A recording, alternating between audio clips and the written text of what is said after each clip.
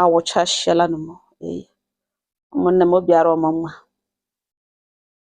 Obi arọ m mma. Anụ m otu nwanne ya nwaanyị akpọ m na fon sị m Nwamba nnọọ nza. Ya sị m na ya nwe onye obi mmadụ, na ya nwere obi mmadụ, na ya nwere aka inye mmadụ ihe, na ya dị generous naturally. Na enwebeghị ya ga-echetanwu ihe mmadụ mere ya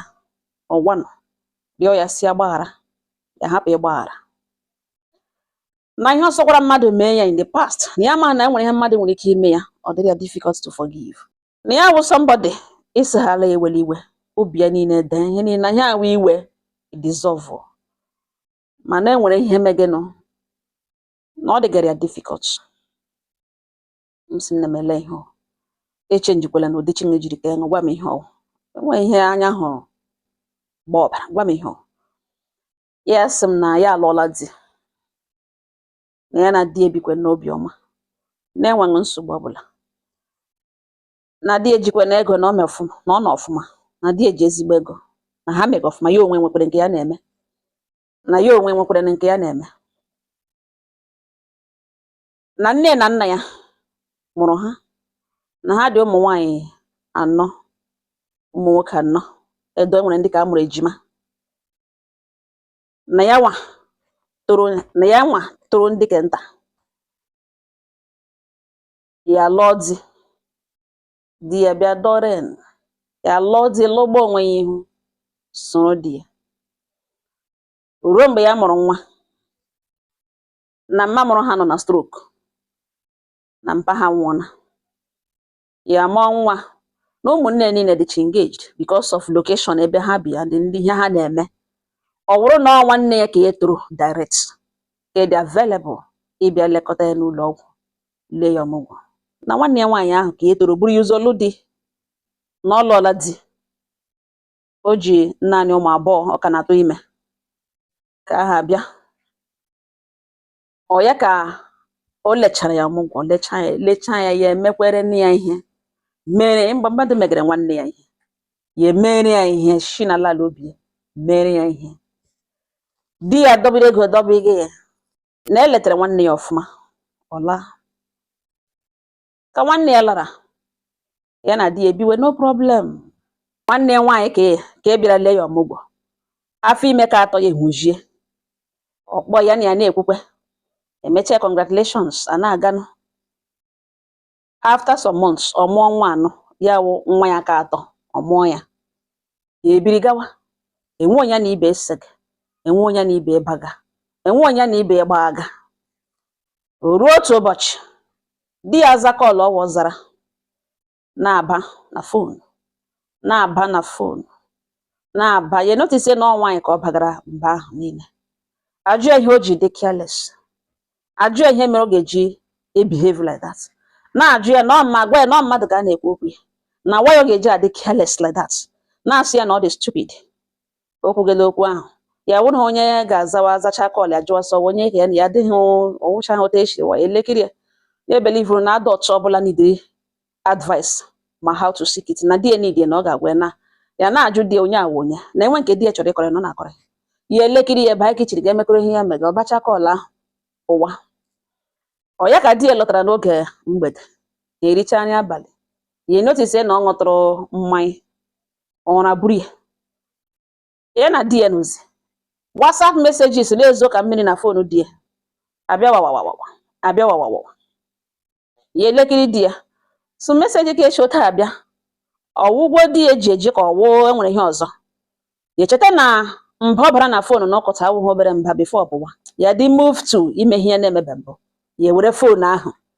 being that ya ma pattern di ya na-eji emepe fonu ya, even though na di ya amahụ na ya ma, ya emepe the phone gaa na WhatsApp messages. Nwamba nnọọ, ọ bụrụ na di ya na nwaanyị chat ka di ya na-agwa ya sị na enwe ihe mere nwa ya nwaanyị na ihe ya na ege eme, ọ gaghị like ya. Na nwa ahụ rịa ga-ahụ na ya sendarala ego every time, ọ na-asị na ego ezu na ego ezughị ego ezu, na ọ gịnị ka ọ na-akọ na ego ezu ya gwa ya sọ kpọrọgodo ya gawa ụlọ ọgwụ ga-eme ya admit ebe ahụ, na ya ga-esendịrị ya ego. Ọ sị ya ga-ahụ ego ya ga-akpọ nwatakịrị aga ụlọ ọgwụ, ihe di ya gwaga mmadụ na voice note self, not even ihe ederede na-aba na vibrate. Ka nwaanyị abịa reply ya si na ọwa ma na-aga ụlọ ọgwụ na a ga-agba kaadị, a ga-eme ka ọzọ. Ya sị onye ọkwanụ nke nwaanyị a, ọwa onye mụrụ di ya nwa ka ọ nwanne di ya wee ihe ka ya were the phone number na ihe di eji save the number na ọ cousin sister. Ya sị na nwanne ya nwaanyị no wonder o ji abaga like that. Imagine onye a na-enyere aka nwekwara choice. Ya sị mba na o nwere something about that lady na okwu okwu a ka onye nyegara aka ka e were godo the number. Ya were the phone number tige na phone ka mgbe ya na type dị aha nwanne ya nwaanyị, the number aha nwanne ya nwaanyị agba ya sị mba na is a joke na ọwash pure ash ọcha na ọwash. Ọ gịnị ka a na-akọ? No profile picture. Ya sị mba ka ị tụrụgodo anya alale ihe na-emebe ugbu a n'otu o si na-aga. Ya nọrọ nga atụtụrụ kam ya ga-anọrọ gị nwaanyị nwoke na-ete kọpicha ha niile, select all of them, forward way na phone ya. Gboto wahara efu present lakpuruzie n'elu messages ha. Ọ bụrụ na mgbe nwanne ya nwaanyị biri ile ya ọmụgwọ ka di ya tụrụ ime nwa ahụ, ha abụọ mana nwa ya nwaanyị ahụ wu di ya mụrụ ya, and di ya na-esend ego all the time for nwa ya, na nwanne ya nwaanyị nọkwa n'ụlọ odi ka ya, even di nwanne ya nwaanyị adịghị aware of this thing. Ya kpọọ nwanne ya nwaanyị na phone jụwa esi di ya ọ dịla aware nọ ya na di ya mụrụ nwa ahụ, mụrụ ada ya nwaanyị. Ya sị na-ele ihe o menere, na-ele ihe o ji ekwukwu n'otu a, na lee otu ka ajụjụ nwe ihe ka ya sị ya na ya bịa ihe gba ya na ya bịa agbagha ịgba ya olu na ihe ya si ya jụọ ya na di ya ọ dịla aware because n'otu n'ugbo ole gị na ebe o bi n'ụlọ ebiri n'ụlọ gị na o ji di ka ya mụọhara ya nwa chizi ebe na-esend ego na ihe ahụ mission o jiri bịa n'ụlọ ya na ọ achivri na ihe ọma ya ga-emere na ya ga-apụ ka ọ nọ on record na ọ nwanne ya nwaanyị bịara ile ya ọmụgwọ tụrụ ime ka bugere dike na ọ chọọ ihe ọ na-eme marriage ka n'ihi na ote marriage ka ole gị Igbo na ọkọkashale na ya ga-edivorce di ya na ihe nọ n'ekiti ya na di ya na ọ gwụla na a ga-ajụ ihe kpatara na ihe sege na ya ga-eji ahapụ di ya na agakwa emekwa explain ka ọ mara wewe onwe Igbo gakọwara di ya ihe ọ na-edere nọ nwaanyị mba nnọọ mza ọsọ ebele Igbo ka nọ n'oruhu 2 days nwanne nwaanyị awọcha shia n'ụlọ ya, shi na dọ gburu ikpere bere akwa chiriri aka elu ya na-ele. So ugbu a ka ya matara ihe kpatara na di ya ji enye gị ego like ifunu mgbe ọ nọ n'ụlọ ya ọ ga-enye ego ni na ọ na-adoji na ya doji gị, ọ ga-enye ego ni na ọ na-ado ya na-asị ihe ka ọcha ego eji eshi ni ka nwere ihe ọzọ eji ego ga-azụ ya elekiri nwanne ya nwaanyị akọpụrụ ya ya na-akọpụrụ ya gbotoro n'ụlọ ọgwụ ya ma na ọ nọ n'elu bed ya shasha kwọtụrụ ime ka ya na ọ mụrụ di ya nwa na-amịzi di ya ọchọ ya na di ya dị awe na ada ya nwaanyị ya na di ya mụrụ ya, mana dike ya adịghị awe na nwa ahụ ọwụ ya nwanwe oshizi na azụ na-amị di ya ego na ihe mere n'ụwa dịla ka ọ ga-adị na ya nwa agwala di ya na marriage ọ dịla over na ọ chọọ wee gwakwa dike ya ihe mere nọ ka ha abụọ lawa ha n'ụlọ nne ha na nna ha gaa na ego ebe ahụ na ọ wụ ebe ọ chọrọ ka ha gacha ha lashi na nwaanyị mba nọ na nwanne ya nwaanyị na ha arịọla ya na okpolu ọgwụ na m judela ọnụ na oke di ya na ugbu a na di ya kparịa ya nye ya mkparị nke na ya na ahụ bụ di ya bi na ọ kparịrị ya too much na di ya lara ya n'iyi na nwa dị involved ọwụ how long ka ya ga-ekipụ secret na ya wụhụ onye ya na-like ikipụ dịka secret a na ya anaghị like ọwụ na nwanne ya nwaanyị alụbeghị di ọ dị iche ọ nọ n'ụlọ di o nwere young girl ọ ga-ekwe ya di na ọ nọ n'ụlọ di o nwere nwoke kwụrụ ụgwọ isi ha were agba akwụkwọ bịa lee nwanne ya ọmụgwọ bịa tụrụ ime ka ebugere dike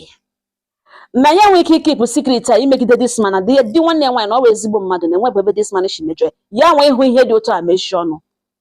na chinivu Chineke bi n'eluigwe ga-ama ya ikpe na ọ ga-enye ya nsogbu ya ga-ebuliri mmadụ dịka secret a na di lụrụ ya gara ga tụọ nwanne ya nwaanyị nọ n'ụlọ dike bịara ile ya ọmụgwọ tụọ ya wee buru bugere dike na-ele otu esi emechi ọnụ aga ya hụ this man ọ gara ya ka ala mebe ya daba na ya ma the effect that na dị aware na ihe dị otu a o mere na marriage ya na nwanne ya nwaanyị agwụla na ya onwe ekpena na dike ya agbụla ya gbụ ya kashi na m jụdela ọnụ ndị nwere obi eji edi na-ele otu unu shiri die ihe na-ele ihe unu si ya mee ọ ya emechi ọnụ nwoke na-enwe ihe o mere ezi ọgọ ha na before ya lụọ di na the man dị helpful na enweghị ebe nwoke jiri mee ihe ọjọọ na ọ nyeghị ya arụ n'obi iburu dịka secret a this man emechi ọnụ apa this girl apa ya not knowing na ọwụghị nwa gị ọwụ ya nwa mụrụ nwa nwanne ya nwaanyị berele ya ọmụgwọ toru ime gaga mụọ ya not just ọ mụchara nwa ahụ mechi ọnụ oshizi na azụ na-abla ana di ego mgbe niile na m ga na ihe a lekiri tela ote oshanaga di ego na ote di eche send gị ego because ọ hụtara na di eji ego na for how long ka ya ga-ekip secret na m jụdelu unu ndị nwere obi na ele otu unu shiri die ya ọ ya gaga gwawa na in fact na di ya agụga wohi agụrụ na dị mkparị na ọ dịrị ya too much ya chọrọ ikpere nwa ya lawa na di ya arịọkọtala ya na ya ga-esendụ ha na ya emesho ihe biko ekwukwere na ya ekwutekwele this and that na ekwutekwele na ya biko mere ya ebere na ya hapụla ya na ya biko na ya dịla used to na just hapụla ṅụ ka ọwa opportunity just few days ya nụrụ n'ụlọ ọgwụ asụ nwunye ya mụrụ nwa ọkpụrụ nwanne ya nwaanyị lagoro n'elu bed na ya achọghị blame ya n'ihi na nwanne ya kwesịrị ịma na onye emetụghị aka na ọ dị nwanne ya nwaanyị ebe nwanne ya respect ya onwe ewu di ya respect ha na ha ga-emere ihe ha na-eme shamelessly na ya chọrọ ịpụ na ọ bụrụ na dịka ya tọpụta ya na ọ nwere ọ ga-achọ ya ga-alụrụ ya lụghachi bịa lụrụ ha ka ya na-ebirikwa na nwaanyị mba na ọ bụ ebe okwu nọ na m jụderele mba ụwa otu esi edi ihe na obi na ọ gbawala ya ụmụnne m ka m na-ekwu ma ọ bụ ebe m si abata enwere secret mmadụ ga-ebuga n'ili ya wuru ikpe ọmụma enwere secret mmadụ ga-ebuga n'ili ya nọrọ ebe ahụ nọ ọkụ mmụọ ka ebido na ngwa ngwa gbawa enwere eziokwu a ga-ekpu ya wuru eziokwu na-egbu onye kpuru ya this lady so the man eme ya ihe ọjọọ wụkwanụ di nwanne ya nwaanyị not the helpful mgbe ya na-amatabeghị di ya n'ugbu a not the helpful na ọwụghị onye ya nwe ihe daman mere ya ga-eji keep such secret ụmụnne m ka m na-ekwu ama m ebe m sheti ike kelee ọnụ ewetara m ya ọnụ biko ewetara m ya ọnụ kasa agwara m ya si ya na aga m otu ọsọ m si gbotere ya ọnụ otu m ga-esi agbotere ya ọnụ biko ụmụnne m ọ chọrọ ịnụ na ahụ ihe mmadụ mere nwanne ya na ahụ na mgbe ụfọdụ ọ nwanne ka a na-arịa na mmadụ rụrụ ala ahụ tapụ eze elu nwee mind na-aga nakwa dị man ego bute kpiri ya na ego na-apụ ọka mgbe niile nwoke send gị ego na blackmail ya send tewe ego ugbu a na okwu apụtala ọ chọzi ihe ka dịka edi awe mana ihe ọ kpachara anya mee nwanne ya nwaanyị gakwuru di nwanne ya nwaanyị atọ ime ebugere dike ya sukpuore na enwere secret ị ga-enye mmadụ jidere ṅụ ya wụ na ọ dị too heavy secret ahụ bụ onye agaji ọkụ mmụọ ikpe ga-ama ya ikpe ọmụma ga-ama ya na ọ gịnị ka o jiri hụ ihe dị otu okwupụta onye ji ụgwọ apology ị gaghị elu apology ahụ kwesịrị ka ime apology ihe ga-adị ka na-agaghị adị ụmụnne m ọ nga ọha na m nọ n'ọsọ mgbotere ya ọnụ enweghị ihe unu ga-agwa ya unu agba ya ọ gwakwa agụ kọmentị ọnụ niile udo dịrị ọnụ